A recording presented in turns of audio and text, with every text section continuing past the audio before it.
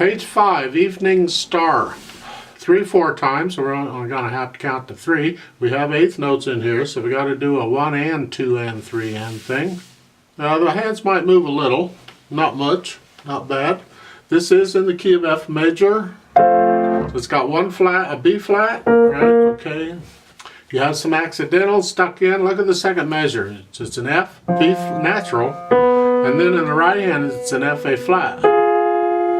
Ooh. And then in the next measure, those A's are natural again because that flat in the second measure is only good for that measure.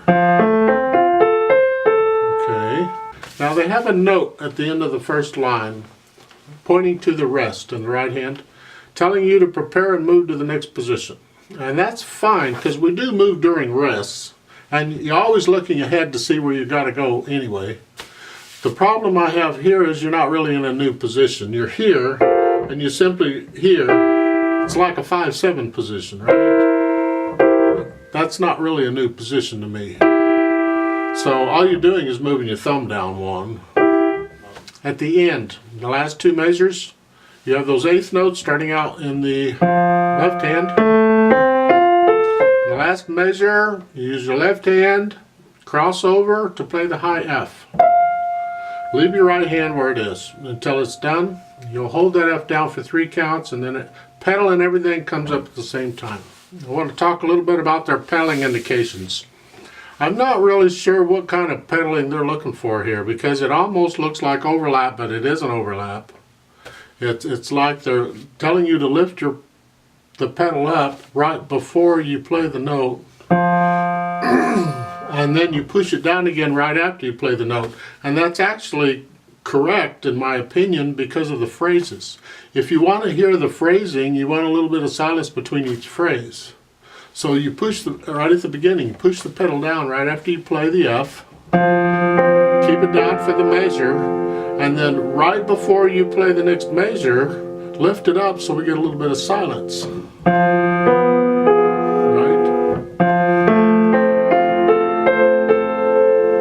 And that's how I recommend you do this whole thing. So it's not really overlapped, you're not connecting them because of the phrasing. If it was all one phrase, let's say the first line were all one phrase, then we could overlap it and you would have, then you wouldn't change the pedal until after you play the next note. Because that connects the sound all the way through. There's no breaks in the sound. But because of the phrases, we put in the breaks, and that's different. Now I'm a little concerned about what they've done here. On the first line, at the end of the first line, they put that note in to prepare to move. They give you a quarter rest. But if you look at the other lines at the end, they're all dotted half notes. Seems a little odd to me that the first line is just a half note. Why isn't it a dotted half note? They're saying, well, they're giving you a rest so you can prepare to move your hand. That's fine, but music doesn't always do that.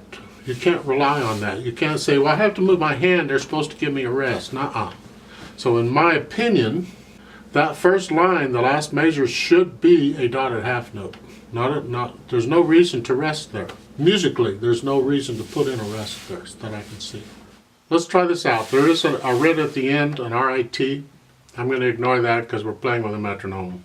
So I'll give us 3 counts. Let's try this together. We are in a position. Yep, okay. Foot's on the pedal. 1, ready, and go, and.